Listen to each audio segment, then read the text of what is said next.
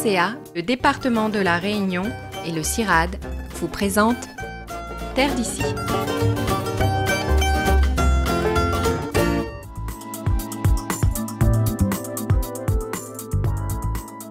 Il possède dans ses entrailles des composantes de la technologie spatiale.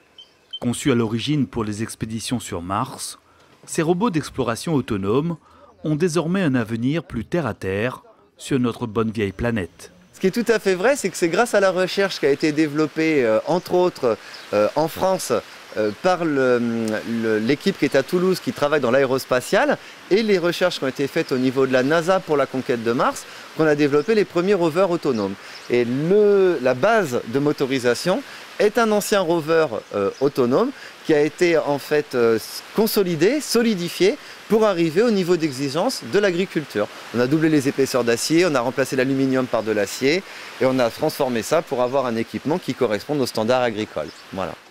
Conçu par Nayo Technologies, une jeune entreprise toulousaine, voici donc Tropicose, un robot développé pour le maraîchage et qui au passage a été adapté pour pouvoir travailler dans nos conditions climatiques difficiles. La machine a été renforcée au niveau des cartes électroniques, au niveau des joints et au niveau de la peinture.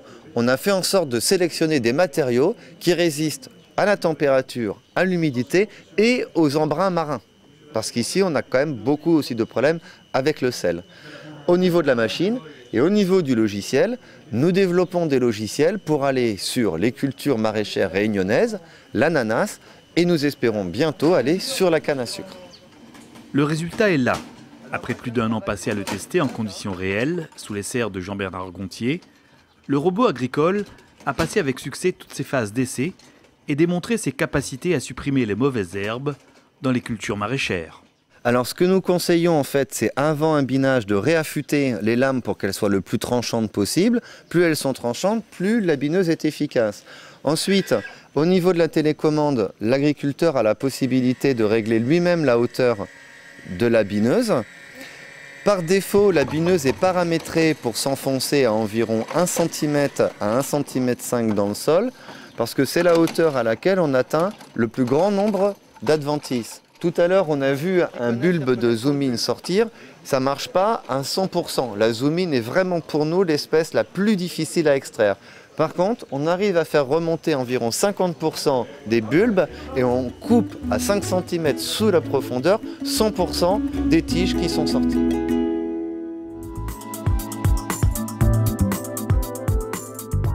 Créé par une société toulousaine spécialisée en nouvelles technologies, ce premier prototype de robot dédié à l'agriculture a pu poursuivre son développement sur notre île grâce notamment au soutien de la Technopole de la Réunion qui a accompagné dans son entreprise Pierre-Yves Brachelet, le porteur de projet.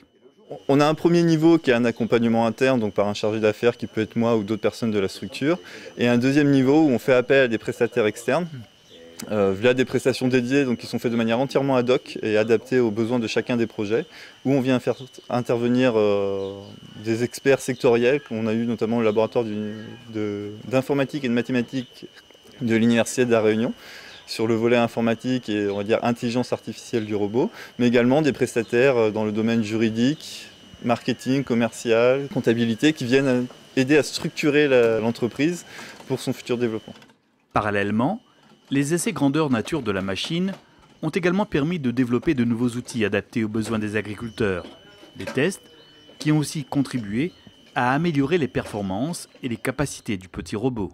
Le grand intérêt du robot, c'est qu'il peut s'occuper des tâches pénibles en fait. Donc ça peut libérer du temps pour l'agriculteur pour qu'il puisse faire autre chose.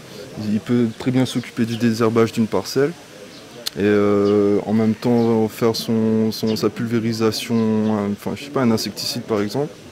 Et enfin les deux à la fois, tout seul. Et quand c'est fini, tu reçois le petit texto. Voilà, toi tu as eu le temps de faire ta récolte de tomates ou enfin voilà. C'est vraiment le but, c'est de diminuer la pénibilité du boulot, quoi. Aujourd'hui, on est en train de réfléchir à rajouter d'autres choses dessus. Là, on a mis en place un petit pulvé avec des rampes pour pouvoir traiter. Il faudra continuer à réfléchir et à ce que cet outil devienne vraiment l'outil indispensable pour nous, qui va surtout nous soulager des travaux difficiles. Après avoir validé les aptitudes de leur machine dans le domaine du maraîchage, ces concepteurs envisagent d'ores et déjà de développer un nouveau prototype de robot adapté à la culture de la canne à sucre. Le prototype canne à sucre devrait être assez proche au niveau esthétique puisqu'on garde le même rover de base. Par contre, on va passer sur un robot à 8 roues, à double essieu. Donc en largeur, il va faire 20 cm de plus en largeur et ça va lui donner une motricité bien supérieure. C'est-à-dire qu'avec les 8 roues sur la canne à sucre, on a un robot qui sera capable de monter sur des pentes jusqu'à 40 degrés de pente, donc d'aller sur des zones où aujourd'hui on ne peut pas aller en tracteur.